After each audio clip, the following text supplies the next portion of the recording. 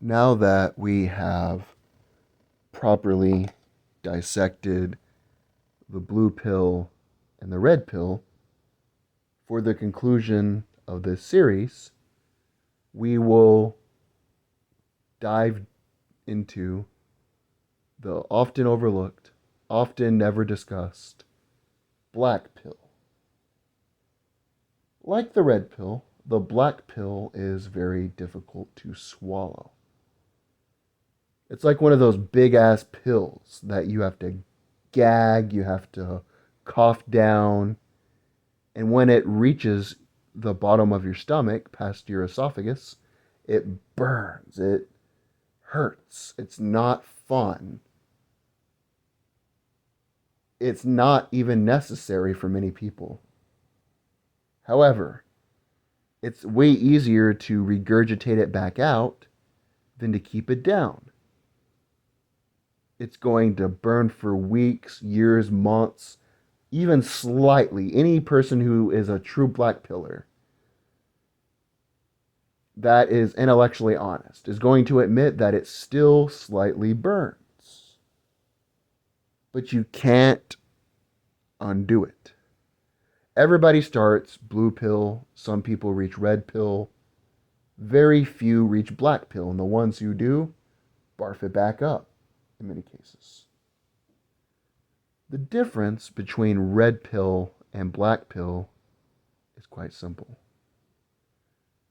The red pill is the belief that you can change things, that there are exceptions to the rule. If everybody just knows about the financial system, the government, this and that, you're going to have a new enlightenment, a mass awakening. People are going to awake, and the peasants are going to overtake the king, the ruling class, and become powerful. There's a synonym called Nerwalt. Not all women are like that. It's the belief that, yeah, most women are not going to like me for my intangible qualities, my intellect, my wit, my humor. But there is a small group of women out there. There are, rather. Let's be grammatically correct here. There are a small group of women out there who are not like that. It's not the majority, but I can find one, if I try hard enough, who will genuinely like me for me, not because of my bank account, not because of my status, but genuinely for me.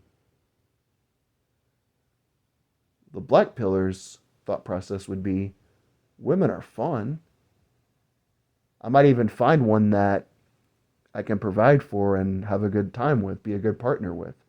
But she's not going to just like me unconditionally for my intellect, my humor, my wit. Not going to find one. I can find a good companion. With the second thought process, it has to do with what many people find in their journey. I call it the red pill rage. Once you understand that the education system, the religious institutions, everybody who you thought was an authority figure, like the media, they all lied to you. You then get angry. It's called the red pill rage. In the Bible, they call it righteous anger. There are some times where you should be angry. This is one of them. You then go through the process of trying to unfuck yourself, getting the cucumber out of your ass. You go through a period of time where you really deeply study history, finance, psychology, a plethora of things that you've been lied about. You sharpen your pencil, you dot your I's, you cross your T's, blah, blah, blah. And then, like that song says, you go tell it on the mountain, over the hills, and everywhere. The truth. You notice nobody gives a fuck. Then you get even more angry. Some people, they continue to believe that they can unfuck others, get the cucumber out of their butthole, stop them from playing the butt bongo. Others, like myself, understand that it's frivolous. It doesn't matter. You're treading against the current. You can go the other way against the current, but you're only one person. Everybody else is proceeding forward in the current. There were times where I was at social events, family events, so on and so forth. I would go up to somebody and say, "Have you heard of the private Federal Reserve?" Or, "Did you hear about the JFK assassination or the financial system?" And nobody cared. When I really noticed this on a grandiose scale is at the library. I'm a pretty voracious reader.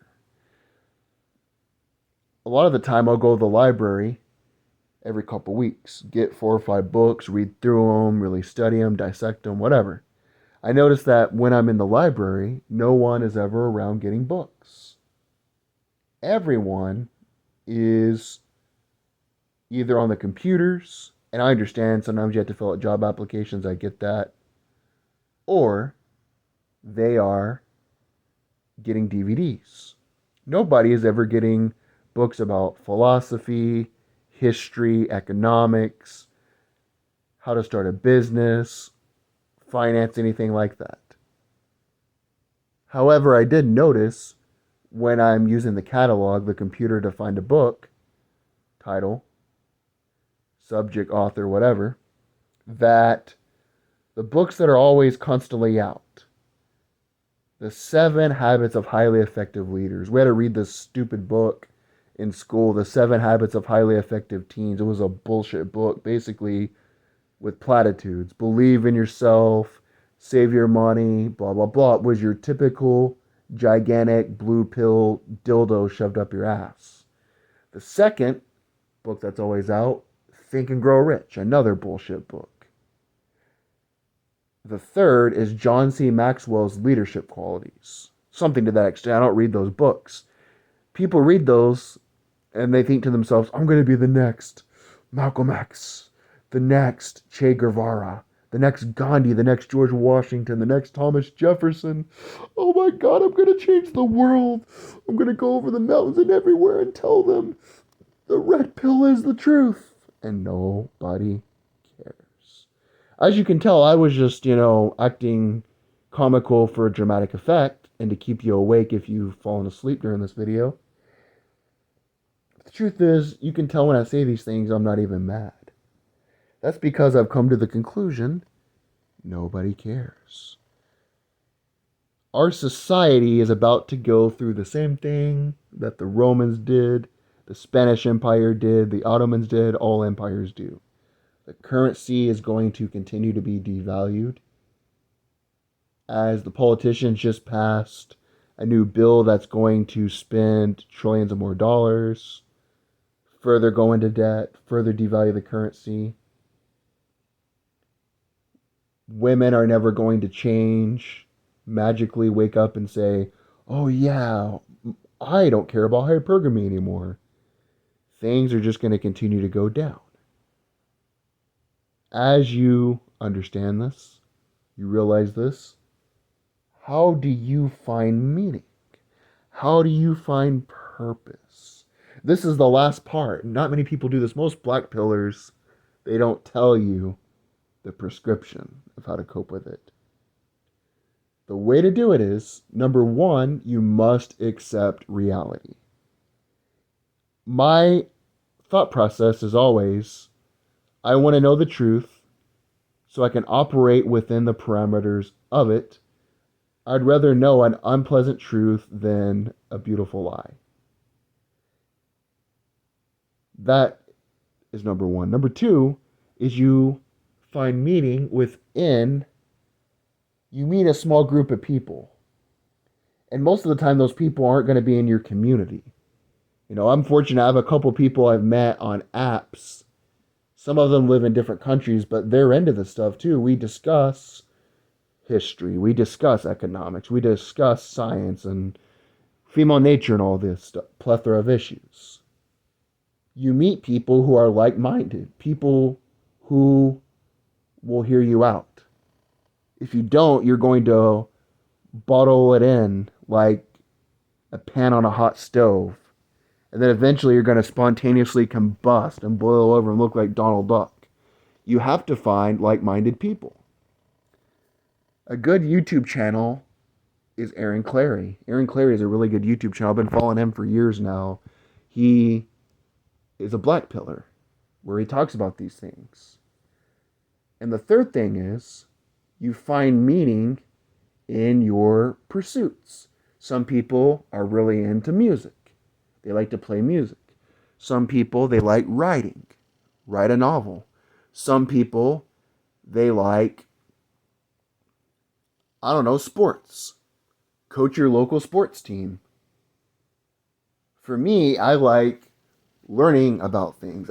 First, I like business, so I'm looking at starting my own business on the side. And secondly, I really like learning. I make it a point to read. Right now, I'm reading through the entire history of Great Britain, from the Romans all the way to, it goes to Margaret Thatcher. It was made in 2003, not that you care. But the point is, you find meaning in your hobbies. And then you find people you can share those hobbies with. If you like sports, find someone that supports the local sports team. If you like music, find people that like music. I've found people, not all of them are in my town, some of them are in different countries, that are into these things.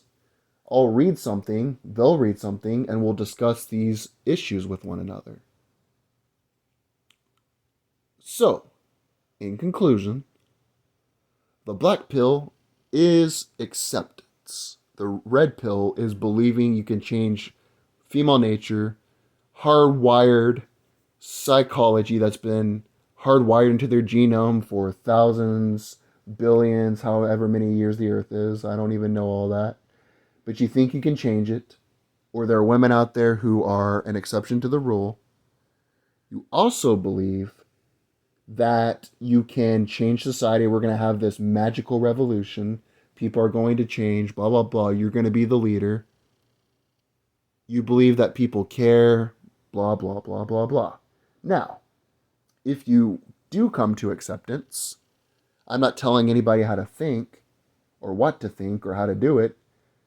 You're going to feel depressed. And the only way that you're going to find meaning is, number one, accept reality.